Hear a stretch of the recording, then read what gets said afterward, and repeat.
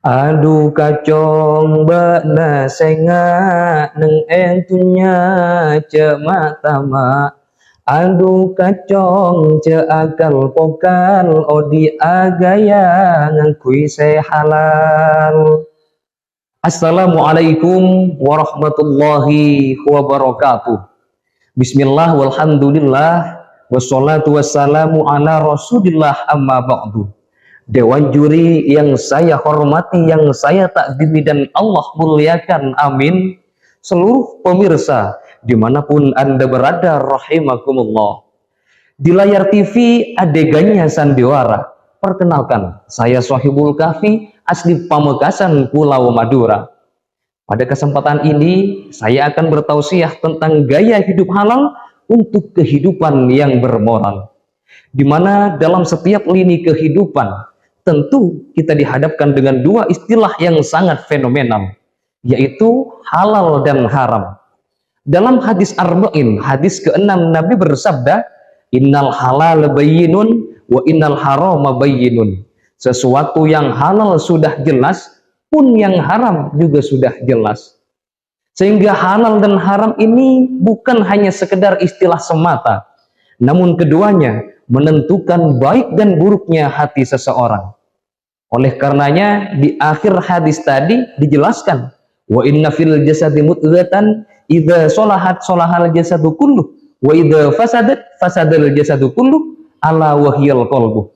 Di dalam jasad terdapat sebuah daging, di mana jika daging ini baik maka baik pula seluruh jasadnya. Tetapi jika daging itu buruk maka jasadnya juga ikut buruk. Nah, daging ini kemudian yang kita sebut dengan al-qalbu ataupun hati.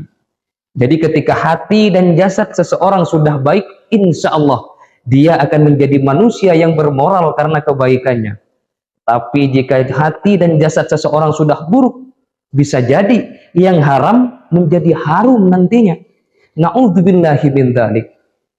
Nah, sekarang gaya hidup halal itu pemirsa mencakup seluruh aspek kehidupan kita.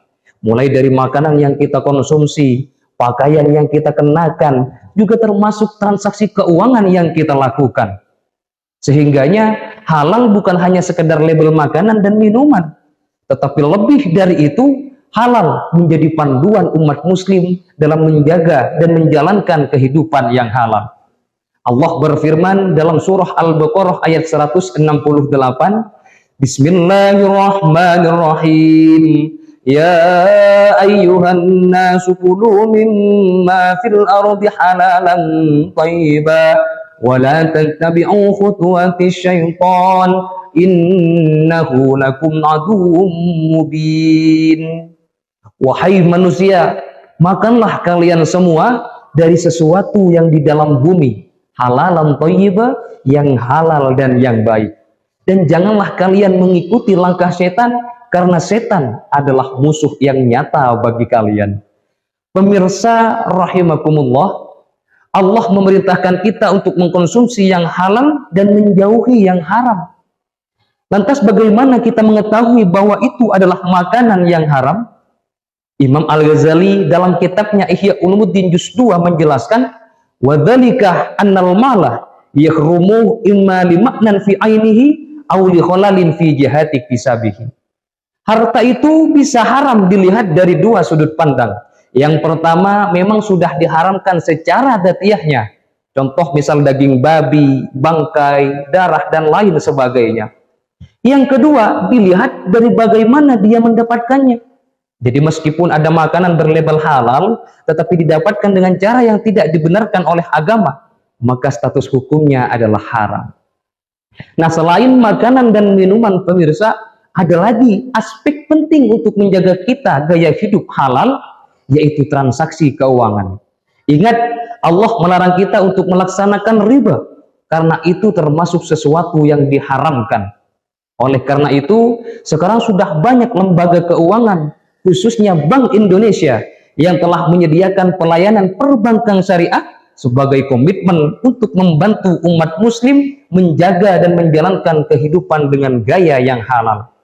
Ditambah lagi dengan adanya Indonesia Syariah Economy Festival yang diadakan sejak 2014. itu merupakan kontribusi nyata untuk mengembangkan keuangan dan ekonomi syariah di Indonesia. Sehingganya kita bisa bertransaksi dengan adil tanpa melibatkan riba. Jadi mari pemirsa, jangan sampai kita menghalalkan segala cara yang memang tidak dibenarkan oleh agama. Jangan sampai nanti karena gengsi ikut trending kalah viral, sok-sokan mengkece pinjam modal, tetapi ternyata statusnya tidak halal.